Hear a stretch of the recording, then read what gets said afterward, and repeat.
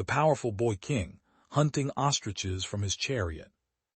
The tragic victim, murdered by a shadowy court rival, a bone fragment in his skull proving the dark conspiracy.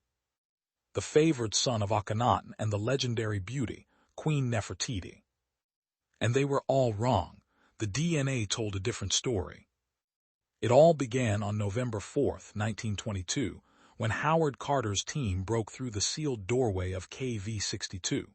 What they found defined the public image of Tutankhamun for the next 100 years. They found thousands of objects, many of them solid gold. They found chariots, bows, and shields that spoke of a vigorous, warlike king. The iconic golden death mask presented a face of serene power. This was the source of the first myth.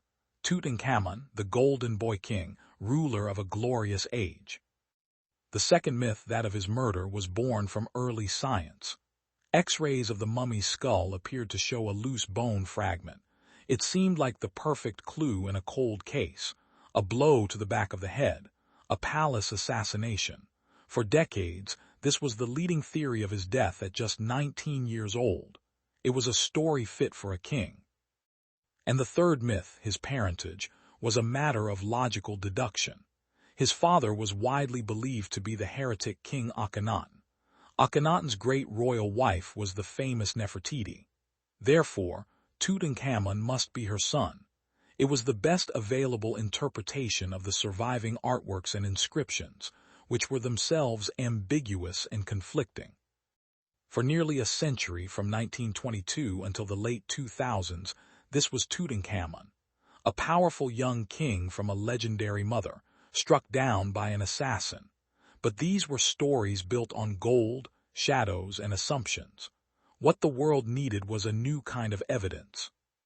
Between 2007 and 2009, a team led by Zahi Hawass, then the head of Egypt's Supreme Council of Antiquities, decided to interrogate the dead directly. They brought together a team of geneticists, including Carsten Pusch from Germany, to do something that had never been successfully done on this scale with Egyptian royal mummies. They were going to build a family tree not from carvings on a wall, but from the molecules inside bone. The core technology they used was an analysis of short tandem repeats, or STRs. STR analysis is a cornerstone of modern forensic science. Think of your DNA as a massive library of books. An STR is like a specific word or short phrase that gets repeated over and over again. For example, CATG, CATG, CATG. The number of times this phrase repeats varies from person to person. By comparing the repeat counts at several specific locations in the genome, you can create a unique genetic profile. By comparing these profiles between individuals, you can establish parentage with incredible accuracy. You inherit half of your STR markers from your mother and half from your father. If the markers line up, you have a match. The first myth to fall was the most romantic. For nearly a century, the leading candidate for Tutankhamun's mother was Nefertiti. The DNA results were unambiguous. The team located the mummy of Tutankhamun's mother in tomb KV-35. She is known only as the younger lady. The genetic data proved that she was a daughter of the pharaoh Amenhotep III and his wife, Queen Tut, making them Tutankhamun's grandparents. This was the key. We have other evidence that Nefertiti was not the daughter of Amenhotep III and Tut. Therefore, the younger lady and Nefertiti could not be the same person. With a single, definitive scientific finding, a century of art historical debate was over. Nefertiti was not Tutankhamun's mother. The name of his real mother remains unknown. That was the first correction. It was not the most significant. The next myth to crumble was the image of the vigorous warrior king. Alongside the DNA study, the mummies underwent CT scans, creating high-resolution 3D images of their skeletons. Tutankhamun's scans revealed a shocking array of pathologies. He had a club foot, with a foot so deformed he would have been unable to stand on it flat.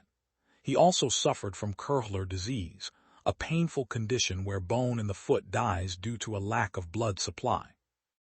The presence of numerous walking canes, many of them showing clear signs of use. The boy king wasn't striding confidently through his palace. He was leaning heavily on a stick just to get around. He was no warrior. He was a frail young man with severe congenital disabilities. This led to the final and most profound reversal. Where did these disabilities come from? And what really killed him? The answer to both questions was the same. The genetic analysis conclusively identified the mummy from tomb KV55 as Tutankhamun's father. This mummy is widely believed to be Akhenaten. Then, the team compared the father's DNA to the mother, the younger lady. The result was startling. They shared so many STR markers that there was only one possible conclusion. They were full brother and sister. Tutankhamun's parents were siblings. He was the product of a direct incestuous union. This practice was sometimes used by Egyptian pharaohs to keep the royal bloodline pure, but the genetic consequences can be devastating. Harmful recessive genes, which are normally rare, have a much higher chance of being expressed in the offspring of close relatives. Tutankhamun's club foot and bone disease were not a tragic accident. They were his direct inheritance. And it was this inheritance that likely killed him.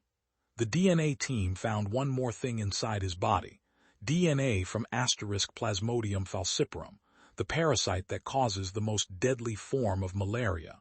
For a healthy young man, a malaria infection is survivable, but for a king with a compromised immune system and a body already weakened by genetic disorders, it could be a death sentence.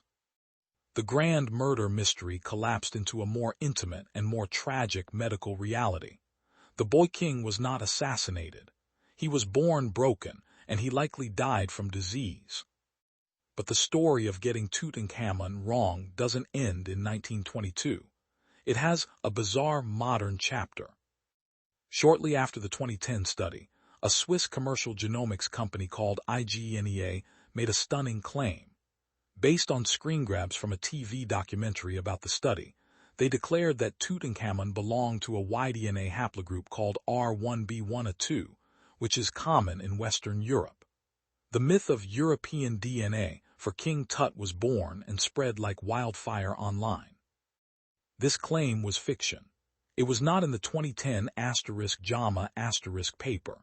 The original study did not publish enough data to make a definitive haplogroup assignment. It was a marketing stunt by a private company, which Zahi Hawass and other scientists publicly dismissed as unscientific. It was the final myth, a modern ghost in the machine that overshadowed the real, far more fascinating discovery.